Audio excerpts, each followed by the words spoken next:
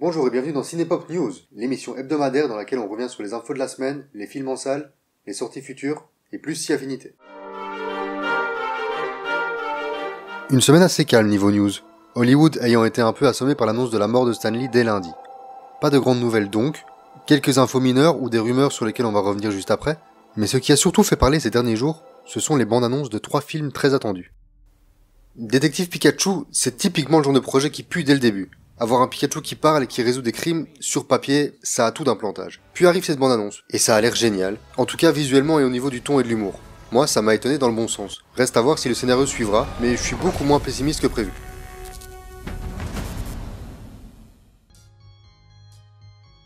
Attendu depuis 8 ans déjà, ce nouvel opus des aventures de Woody et sa bande n'a encore rien dévoilé, si ce n'est quelques nouveaux personnages et 2 teasers, dont celui-ci, qui brise allègrement le 4ème mur. They're making another Toy Story movie! No! I thought those movies were done, dog! They made 3 movies! They did make 3 movies. This is number 4. Oh, shoot! Come on! Welcome, baby Dumbo. We're all family here. Alors va falloir s'y faire, on va sans doute dans les années qui viennent devoir se taper au moins une nouvelle adaptation live de classiques Disney par an. Cependant, ce Dumbo, s'il n'a pas encore mon attention, a au moins ma curiosité. Réalisé par Tim Burton et au casting de fou, il semble prendre quelques libertés par rapport au film de 1941 et ne pas se contenter de faire un remake plan par plan. En tout cas, une chose est sûre, ça va en faire chialer plus d'un.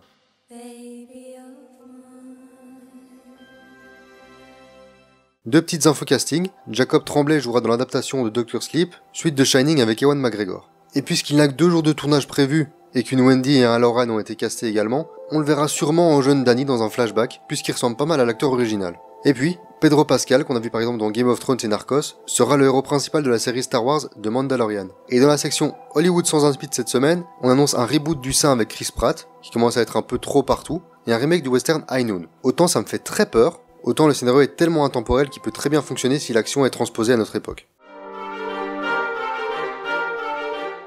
Toujours prudent après la sortie de Fantastic Beasts 2, les studios ne sortent pas grand chose d'intéressant cette semaine, mais j'ai quand même noté 2 films très différents qui méritent sans doute qu'on y jette un œil. Des nazis, des zombies, un genre de série B plus ou moins assumé, ce gars de Game of Thrones, il s'appelle Pilou putain, Pilou.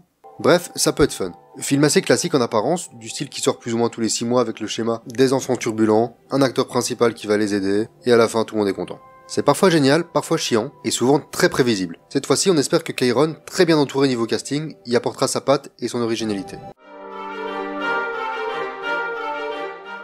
Un nouveau projet des frères Cohen, peu importe le support, est toujours intéressant. Et leur dernier en date vient de sortir sur Netflix. Le duo s'étant sans doute confronté à la frilosité des studios lorsqu'ils ont évoqué l'idée d'un film divisé en 6 segments. Et quand on voit le résultat, on ne peut qu'être déçu de ne pas le découvrir sur un écran plus grand.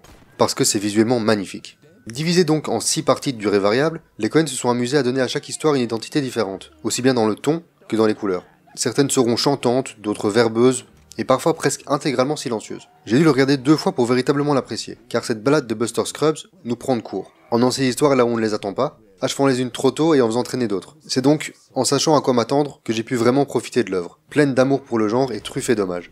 Toujours en maniant l'ironie et l'humour noir comme eux seuls savent si bien le faire. Alors pour ce qui est de mon avis rapide sur les 6 parties, dans le premier j'ai aimé le personnage de Buster Scruggs et ses impressionnants talents de tireur, par contre je suis moins fan du Buster chanteur. J'ai adoré l'hommage à Il était une fois dans l'Ouest au début du deuxième, j'ai trouvé le troisième un peu chiant, mais le message est fort et sonne comme un gros doigt au producteur. Puis Dudley quoi. Le 4ème est un régal pour les yeux mais traîne aussi. La fin du 5ème est géniale. Zoé Kazan livre une bonne performance, mais je peux pas m'empêcher de penser que c'est peut-être pas à cette histoire-là que j'aurais donné 40 minutes. Et la dernière est peut-être ma préférée. Hyper bavarde et hilarante, démontrant encore une fois les talents des Coen en matière d'écriture pure. Une œuvre inégale donc, mais la beauté de la mise en scène et quelques fulgurances en font un film à ne pas rater.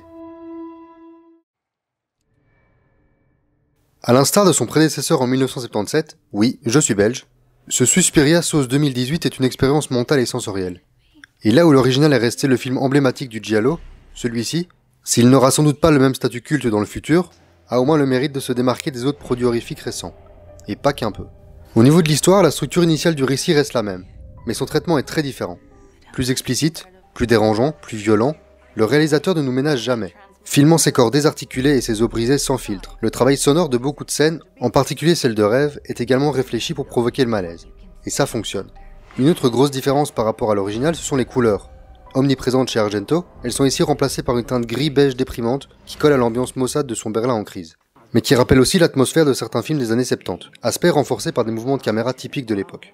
Aujourd'hui, je vais me limiter à un avis simple, parce que le film mérite un nouveau visionnage avant d'en parler plus en profondeur. On y reviendra donc sûrement plus tard, mais en attendant, j'ai beaucoup aimé, les acteurs sont tous excellents, les 2h30 passent assez vite, et le final est d'une intensité folle. Une œuvre à ne pas mettre entre toutes les mains, c'est sûr, mais si vous êtes prêt pour ce genre d'expérience, foncez. Moi, c'est clairement mon film de la semaine.